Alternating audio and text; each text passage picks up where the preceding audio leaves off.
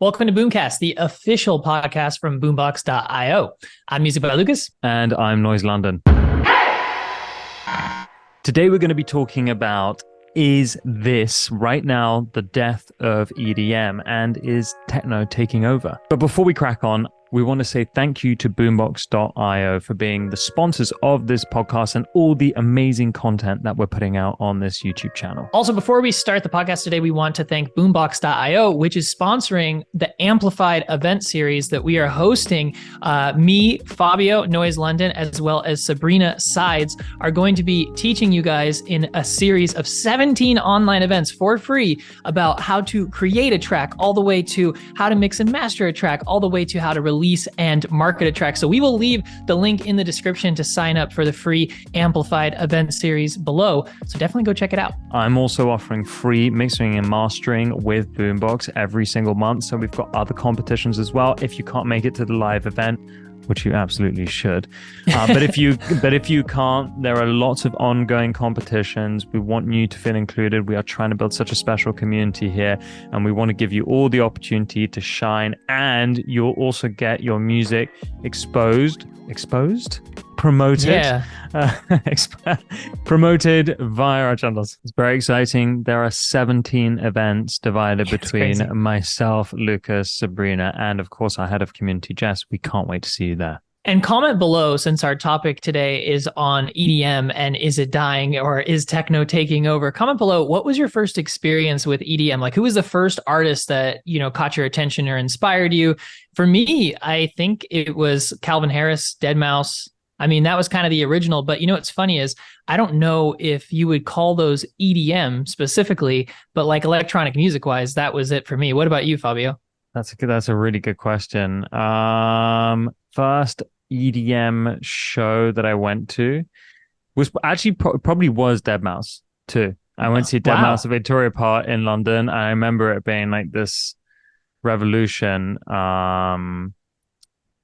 in the industry itself. But actually, prior to that, not show wise, but music wise, it would have been Tiesto with his his trance remix of the Pirates of the Caribbean theme tune. I don't know if anyone has heard that, but it's amazing. He does a lot of remixes. It's true. So Lucas, before we move on to talking about, is this the death of EDM? Is techno taking over? I think we have to define what EDM is, because I think EDM is different to an American and European audience. So I'm going to ask you the question first. What do you consider EDM? What artists do you consider EDM? What events do you consider EDM? Is it everything? Is it everything in the electronic dance realm, or is it only sort of like a specific genre? It's interesting. I would consider EDM to kind of be like the genre pop for other kinds of music. Because, like, for example, with there's a lot of different genres that are considered pop, and a lot of people would say, oh, that's not pop, it's this or it's that. But overall, like, it's an umbrella. I think is like, especially in the US, it's considered like an umbrella term. So, for example, EDM I think has changed because people thought will.i.am and the Black Eyed Peas were EDM. They also thought that, before EDM, I think they also called it electronic or electronica. I mean, you look at people like Daft Punk, for example. Back then, it was, I think, electronic music or electronica music. And then, you had the rise of popular EDM, which would have been like, for example, Swedish House Mafia was one of the big ones, Calvin Harris. And then, of course, Avicii, I think, really popularized it. So I think if you were to look at on the US side, that's what would be considered more EDM.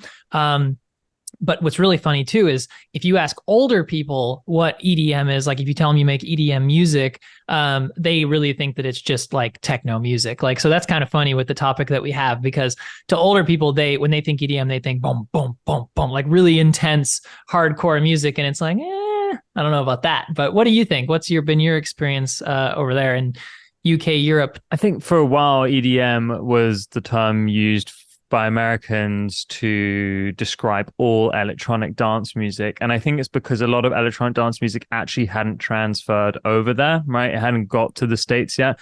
The music that was coming over, which is what Europe, I can't speak for all Europeans, but I think I can, right? We consider EDM to be, deadmau5, Calvin Harris in his later states. Most importantly, Swedish House Mafia, of course. and then Avicii and Steve Angelo, Axwell. And it was this very, just to be specific about why we called it EDM in Europe, it was actually progressive house. And then at the time, EDM came from the States, but then it kind of bounced back to us. But we still considered it progressive house, which is, for those listeners who don't listen to dance music and don't know what progressive house is, it's an amalgamation of trance and early Eurodance together, but with more intensified build-ups and breakdowns and drops. So it has this like epic explosion of melodies, and also usually they have a very catchy vocal top line as well, maybe an equally catchy synth riff too. So that evolution of EDM, and probably why what you're saying is so true, also considered pop music, is because at some point David Guetta came along and did that track with the Black Eyed Peas, and he was the pioneer that commercialized EDM and made it what it is today, made it the commercial entity that it is today. Yeah, 100%. And it's also interesting, though, when you were talking about progressive house, how much, and I'm sure people in the comments can talk about this too, but how much that term has, like other genres, has changed. Because, progressive house used to be deadmau5. Like when you would look it up, that would be what was considered progressive house. But now if you looked up progressive house, that's not deadmau5. It's big synths. It's, these like massive, crazy, layered melodies, kind of a little bit like festival-ish, big vocals, belting, some inspirational lyrics.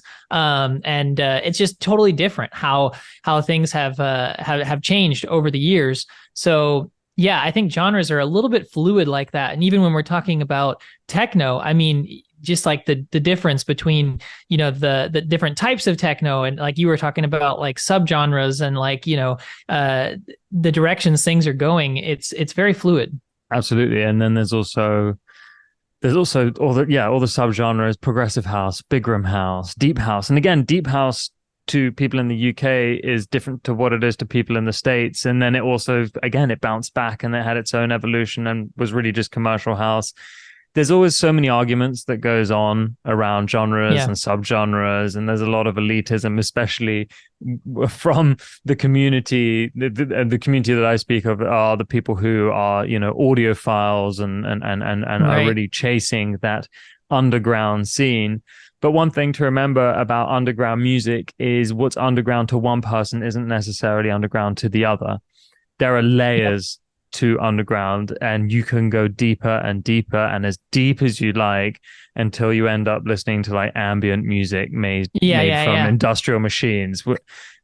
But for me, the true underground is always going to be the pioneers, right? So the pioneers who created disco in New York in the 80s, and then house in Chicago, and then techno in Detroit, and then the sort of evolution of techno from Detroit to Berlin. Those for me are the pioneers. It's like historically, everything has sort of been built on the genres. We haven't really seen anything necessarily new come out. It's just an evolution, and like I said before, an amalgamation of everything from the past. Yeah, 100%. And then sometimes, like, with the way things are going right now, a lot of retro and vintage sounds are coming back because people are rediscovering them, or discovering them for the first time.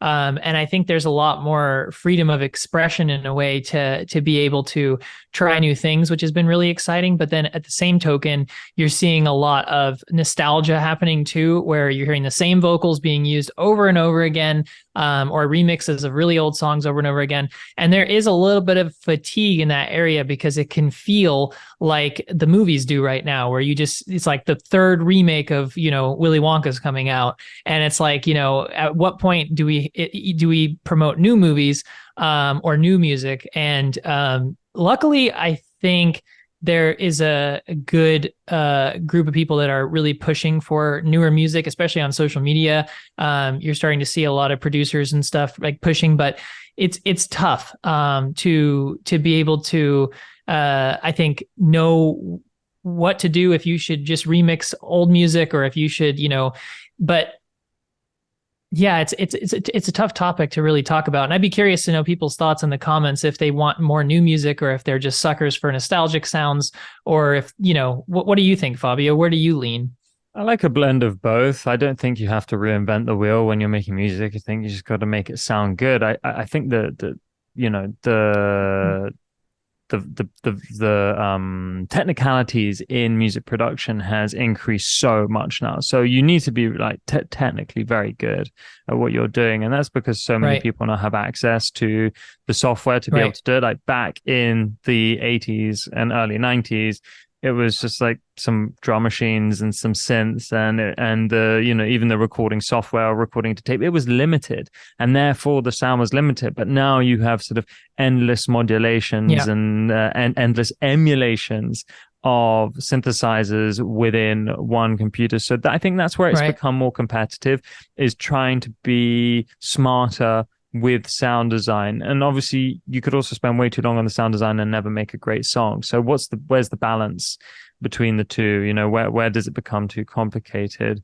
But to come right, back to sort of what we're talking about here, and EDM, is this the death of EDM? EDM has been a sort yeah, of self-sustaining genre. And if we're talking yeah, specifically about EDM as the way Europeans see it, so progressive house, big room house, we're talking like with about artists such as Martin Garrix, David Guetta, and that's not to say that it's not to say that their careers are over in any way whatsoever, but we are seeing them sort of right, moving and right. shape shifting their sound towards a more underground feel. And why do you think that is? Do you think it's because music is just maturing, or those artists are just maturing, and their sound is then maturing? Or do you think that it has something to do with trends and they just know that, hey, this is the trend?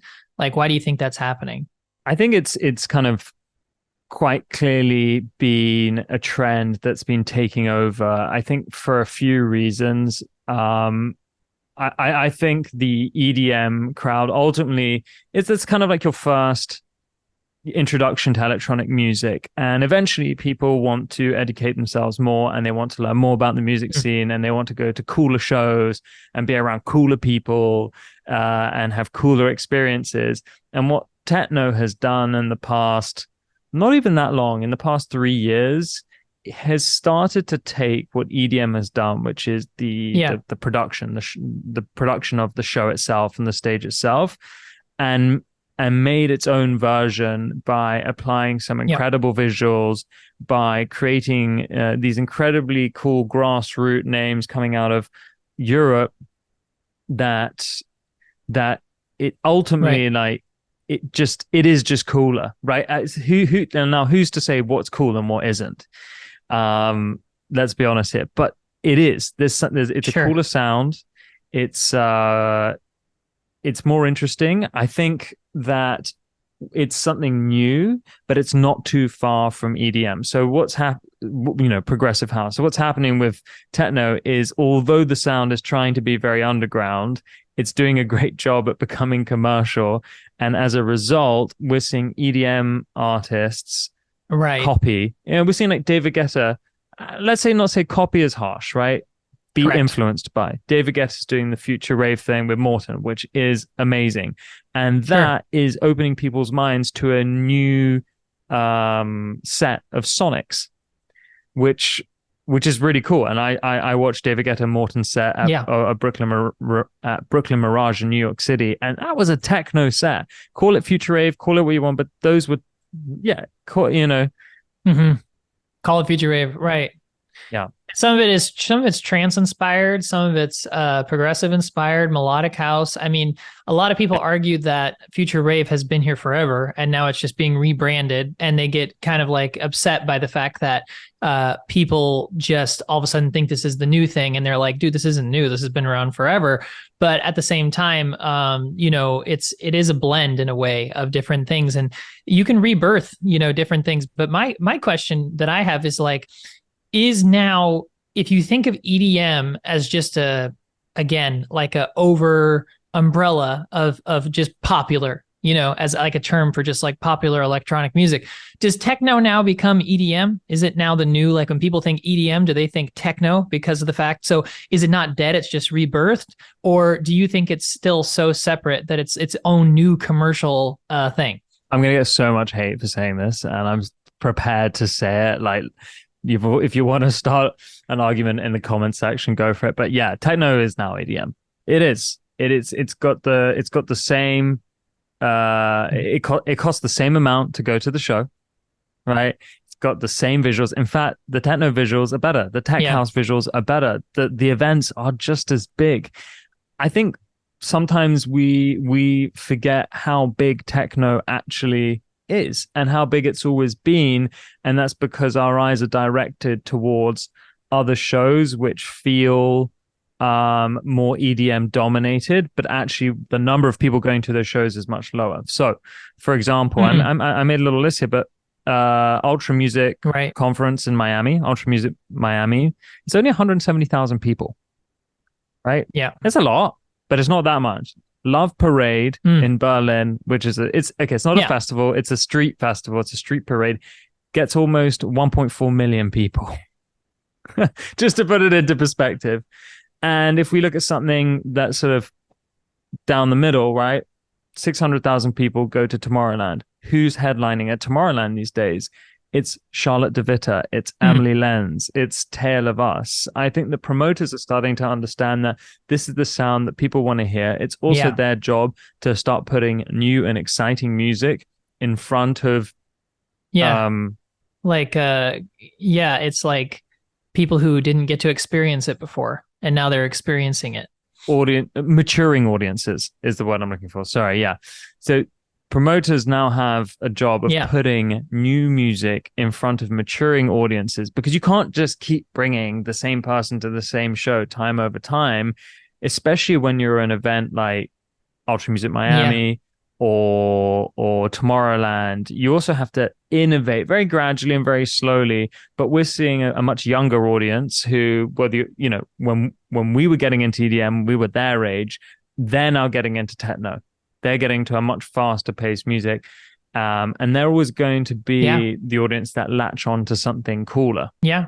And creativity, I think, is going to be big in this because of social media, because people enjoy seeing how the projects are made. So, for example, you look at someone like Fred again, which we use as an example a lot, but people enjoy seeing the process of that music being made and then the end result of people dancing to it, etc. And yeah, people definitely are, I mean, more and more in all sectors, I think, of industry, music industry being one of them, people are moving away from the kind of like I guess you call it like cookie cutter, or like like the big brands, and they're moving more into the niche brands, the niche. And even if that niche is then commercial, people just want to feel like whatever they're listening to is their thing, for example. And that's why I think genres are even more argued over now, which is why a lot of people would probably hate to hear that techno is kind of the new EDM. But in reality, it's like, there are tons of subgenres and we could nitpick over them all day. But if you really were to look at the definition of EDM, and if you had that definition as popular electronic music, then techno's EDM, And coming back to what we were saying before, right? Techno is still underground. It's still an underground genre. It's not like there's these like really poppy vocals that you can sing over the top. Now, I'm not saying that we're not going to see techno emerge on the charts, on the Billboard 100. It might happen. If we think about 10 Walls with what was the elephant song? What's it called? Walking with Elephants. Right? That was that song. It's not a techno record, right? It's like I don't even know what you call it, probably deep house. But that song ended up charting, doing really well. I think there is the possibility that we're going to see a techno record do that too. But I want to draw people's attention as well to the fact that this has happened before with techno. I think we're thinking like, oh no, techno is becoming commercial. Like, what are we going to do about it? But it has happened before. When I was born, so I had to go research this. So obviously, like, I didn't experience this. Exactly. Back in my day. In 1992, The Love Parade was a huge hit, which is that street festival that I just spoke about, which drew crowds of, around 1 million people to the streets of Berlin. And another festival came out of it called May Day, right? And this festival was a kind of like, not, I don't want to call it a rinse and repeat, but it was an opportunity for promoters, club owners, and people who held events to make a lot of money. And when there's a lot of money involved, everyone wants to be a part of it, right? That's just the way it works. I have people coming to me and be like, I'm not going to an Afterlife show anymore. I'm not going to see Telebus. I'm not seeing Charlotte de Witte. That's commercial now. I'm like, is it though? Is it commercial? Because like my parents still don't know who that is. But if I told my parents like, oh, I'm going to go see David Guetta, they know who that is. So you're just saying like, it's in bloom, but it's not. So like if you were looking at like I forget what they call it, but if you were looking at the chart, it's not all the way at the top where it's it's fully popular, but it's higher than it was before and it's moving up. No. It's much higher within the dance Not on community. the decline at all. I'd like to understand and see the data for whether EDM, progressive house, big room house, is dropping off as a result. I bet it isn't, because I still think that's the kind of the entry to dance music for a lot of people. That's because EDM is heard a lot more on the radio. It's as simple as that. If people start playing psytrance and the 435 BPM techno on the radio, then that will be the norm. But I don't know how much people would like that though, because it just doesn't have the same sort of hookiness to it, right? But to your point about social media, I think a lot of trending videos are using this audio, and we cannot predict for the life of us which audio will be synchronized to a video. But I think there is always this desire with youth culture to be cool. And being cool means discovering things that no one else has heard. And when something feels self-discovered, whether you realize that like you do or don't realize that loads of other people have made a video with this sound on TikTok or on Instagram or whatever it may be, you feel like a sense of gratitude. Yeah. And then that's quite contagious and that spreads. And because when we're younger, something that we take for granted, as I'm sure you remember, is like you're with your friends all the time. You're hanging out. Word of mouth is still one of the most powerful ways of sharing any kind of news. So if something gets into those pockets of people, young people, then it will spread like wildfire. Yeah, and I think that's such a good point. And I want to wrap up with this, which is a question for you, Fabio, which is if you are a producer listening to this podcast and you produce maybe what would be considered like regular EDM, like okay, let's just say like a progressive house or future house or something that's not techno, essentially. You're not producing techno, but you're producing the older EDM. What would you tell those artists? Would you tell them stick with, your progressive house, stick with, what you like to produce? Or would you say, hey, the techno is really on the rise and that's the thing you should latch on to? Where do you lie in that argument of what kind of advice you would give people? It's so interesting because everything happens in cycles, right? So 30 years ago, techno was really, really big. And then it kind of went on the decline for a bit. And it's kind of been there for the past 10 years. It's been popping up. It's been hot. It's nothing like it is now. But, 10 years ago, if you had decided to make techno or started making techno and all of a sudden made the switch to EDM, it might take you 10 years to get good at making it. Right? So if you are making EDM, i.e. progressive, big room house, don't be disheartened. Don't be like, I'm going to make the switch because this is the hot thing right now. Stick to your guns, but be open-minded. Be influenced by what's going on around you and use it to your advantage and try to integrate it into your sound rather than just making a carbon copy version. Right. And there's always my addition is that there's always fan bases for each genre.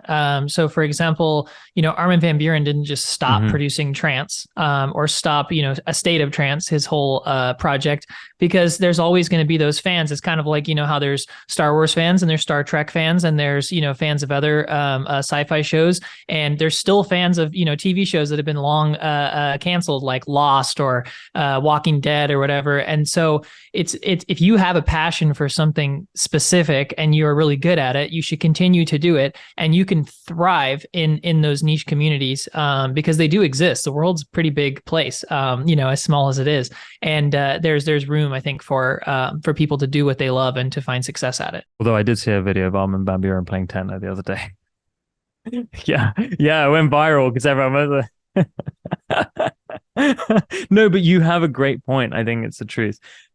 There's always going to be, but the thing is, he's not playing techno exclusively. He's just integrating it into his set. And like you said before, earlier in this podcast, trance is also part of the techno sound too now. So again, it's just there's a bit of a crossover going on. I think it's really cool. I think it's great. You can never predict what's going to happen in the music industry, and that's what makes it such an interesting place and such an interesting industry to work in too. So ride the wave, have fun, do it because you love it, not because you're trying to keep up with anybody else. So that's it for today's podcast. Make sure to comment below if you agree that EDM is kind of now techno, or if you think that that's not true. Like, where do you stand on this argument, and why is Fabio wrong? I'm so prepared to be wrong, but I just feel like, let's create some conversation around this. It's interesting, and we're all, what is the next cool thing? What do you think the next cool thing is? Is it psytrance? Like, is there something deeper than that? Are we going to come back to dubstep, or are we just simply going to turn to rock bands? Hopefully not, but you never know. You never know. And make sure to sign up for Amplified, the summer event series. Again, 17 free events. Learn how to start a track all the way to mix and master, all the way to promote that track. And it's all free because of boombox.io. So thank you to Boombox. And you can check them out on all social platforms at boombox.io. Thank you, Boombox, for everything. I was kidding about the rock bands, by the way. Music is amazing. Doesn't matter what you make or what you're into. Agreed. It's important that we all do it because we love it. Lucas, thank you for being such a great co-host as always. Yeah, this was such an interesting topic. I'm glad we got to do a deep dive. I'm sure it will come up again in 6 months in the podcast, and we'll see how things have evolved. In 6 months, it'll be, is techno dead, and why psytrance is taking over. Right, there you go. Of course, if you want to find me on socials, it's on Instagram at noise_London. And I'm at Music by Lucas. And you can find this podcast and all our other content on at boombox.io. And we'll see you next time. So yeah, thanks for joining us. Bye. Thank you, everybody. Bye.